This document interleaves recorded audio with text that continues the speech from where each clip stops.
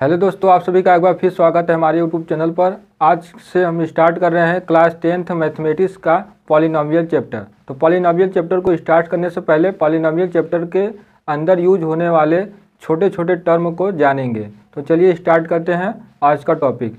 तो सबसे पहला जो हमारा छोटा टर्म है, सबसे जो पहला टर्म है वो है वेरिएबल। तो सबसे पहले हम जानेंगे वेरिएबल क्या होता है और वेरिएबल के टाइप कितने होते हैं। ठीक है, तो सबसे पहले जान लेते हैं वेरिएबल क्या होता है, मतलब व्हाट इज वेरिएबल। तो वेरिएबल क्या है? वेरिएबल देखिए दो शब्दों से मिलकर बना है। पहला क्या है? वेरी, दूसरा है एबल। एबल का मतलब क्या है? योग। योग इसका मतलब क्या है हिंदी में? इसका मीनिंग होगा योग। योग यानी सक्षम। और वेरी का मतलब जो बदलता है। वेरी मतलब बदलना। ठीक है, तो वेरी मतलब जो बदलने योग्य हो। ठीक है, जो बदलने योग्य हो वो क्या है? वेरिएबल। वेरिएबल मतलब समझ गए, जो बदलने योग्य हो। ठीक है, चलिए इसका डिफिनेशन पहले जान लेते हैं। ठीक है, इसका मीनिंग तो जान गए, वेरिएबल कैसे बना है? वेरी धन एबल से। ठीक है, अब जानेंगे हम इसका डिफिनीशन। चलिए पहले देख लेते हैं डिफिनेशन क्या है कि the value which can be vary are called variable. इसके कहने का मतलब क्या है? इसका मतलब यह हुआ कि वह वैल्यू या वह मान जो क्या होता है, बदलता रहता है, उसको क्या कहेंगे? वेरिएबल। ठीक है, आगे देखते हैं। The variable are represented an unknown number. Variable का यूज कहाँ होता है? वेरिएबल का यूज हमेशा अननोन नंबर या अननोन वैल्यू के लिए होता है। ठीक है, अननोन का मतलब जिसका मान हमें पता ही नहीं है, उसके लिए वेरिएबल का यूज होता है। ठीक है, जिसका मान फिक्स नहीं है या हमें पता नहीं है, उसके लिए हमें क्या यूज करते हैं? वेरिएबल। ठीक है, अब जानेंगे वेरिएबल को कैसे हम रिप्रेजेंट करते हैं। जो most commonly use variable are alphabet. मतलब जो वेरिएबल होते हैं वो हमेशा क्या होते हैं? अल्फ़ाबेट के फॉर्म में दिखाए जाते हैं। जैसे जनरली यूज होते हैं एक्स वाई जेड। ठीक है, जनरली यूज होगा एक्स वाई जेड। ठीक है, चलिए जान लेते हैं कुछ एग्जाम्पल के द्वारा। एग्जाम्पल देखिए कुछ लेते हैं। एग्जाम्पल लेते हैं यहाँ से x+4 = 3। ये क्या है? एक प्रकार का एक्सप्रेशन है। इसमें हम देखेंगे कौन सा वेरिएबल है। तो वेरिएबल हमने यहाँ पे बता दिया है कि वेरिएबल क्या होते हैं? अल्फ़ाबेटिकली होते हैं। तो अल्फ़ाबेट में क्या है? यही है। तो ये क्या है हमारा? ये होगा वेरिएबल।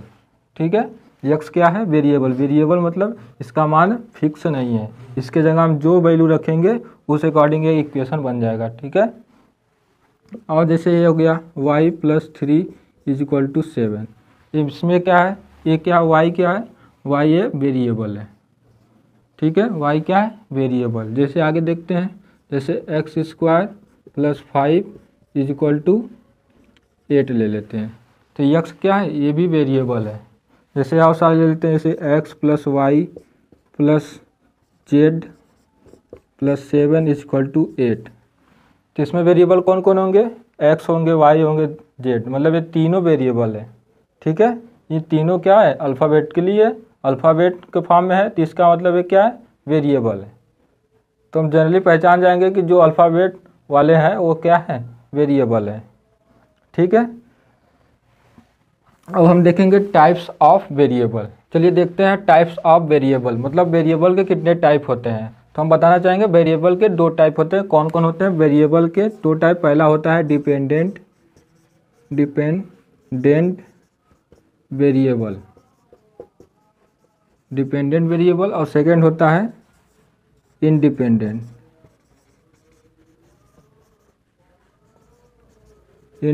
वेरिएबल। ठीक है, तो पहला हमारा टाइप होगा डिपेंडेंट वेरिएबल और सेकंड है इंडिपेंडेंट वेरिएबल। मतलब वेरिएबल के टोटल 2 टाइप होते हैं, पहला डिपेंडेंट और दूसरा इंडिपेंडेंट।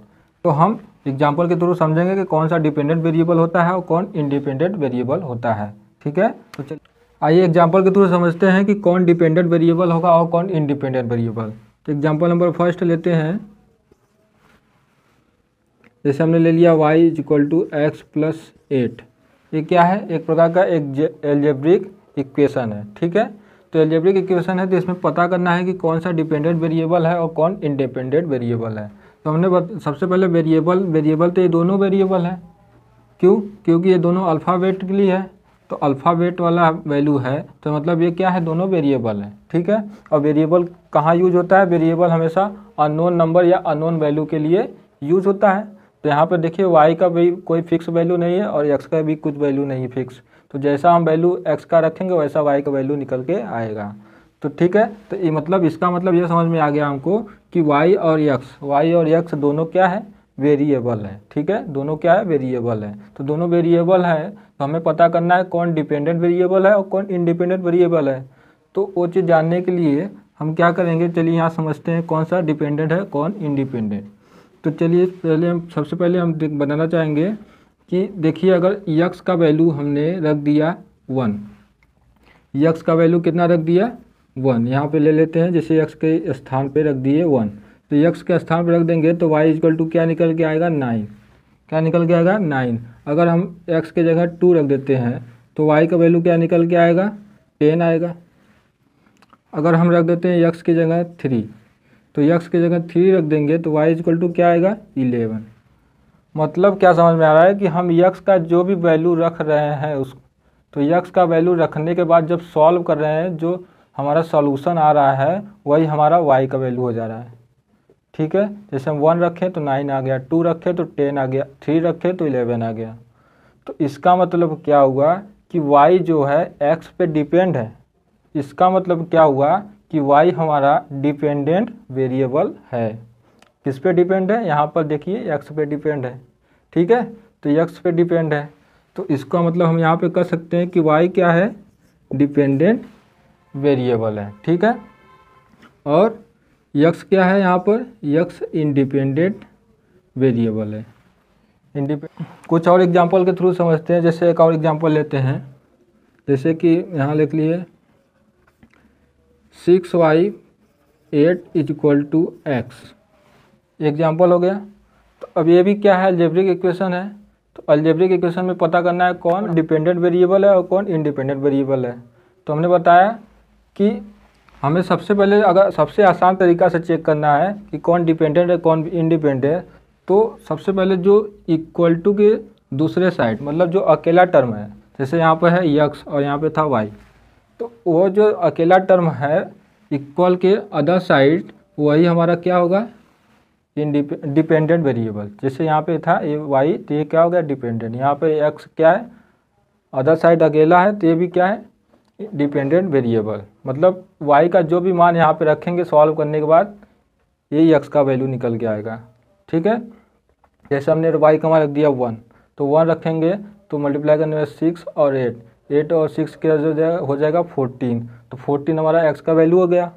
ठीक है, तो मतलब क्या हुआ कि जो x है वो y पे डिपेंड है, तो y का जो वैल्यू रखेंगे सॉल्व करने के बाद जो वैल्यू आएगा वही हमारा x का वैल्यू हो जाएगा।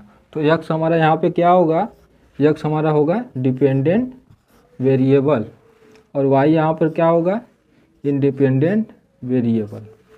ठीक है, आइए कुछ एग्जांपल के और थ्रू समझते हैं। जैसे कि एग्जांपल ले लिए x square plus 5 is equal to y। अब यहाँ पर भी क्या है, यहाँ पर देखिए डिपेंडेंट कौन होगा, ये अदर साइड है अकेला, तो ये हमारा डिपेंडेंट वेरिएबल हो जाएगा। ठीक है, मतलब x का जो भी मान रखेंगे सॉल्व करने के बाद जो वैल्यू आएगा वही हमारा क्या हो जाएगा, y का वैल्यू।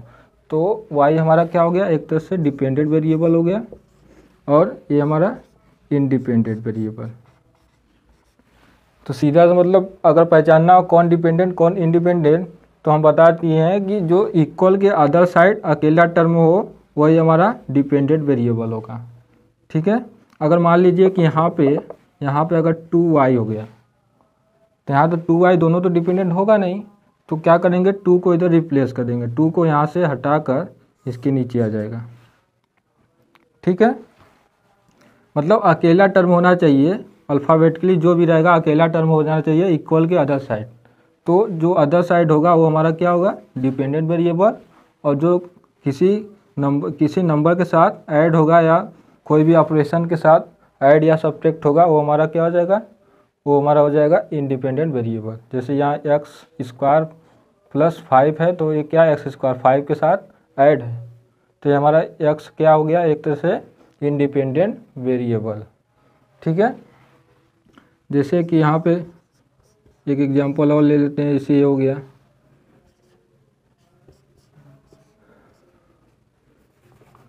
एग्जाम्पल, ठीक है। तो x square plus 5x equal to y, तो इसमें भी क्या होगा, y क्या होगा डिपेंडेंट वेरिएबल और x क्या होगा इंडिपेंडेंट। जो x का वैल्यू रखेंगे वही y का वैल्यू सॉल्व करने के बाद जो आएगा वही y का वैल्यू हो जाएगा।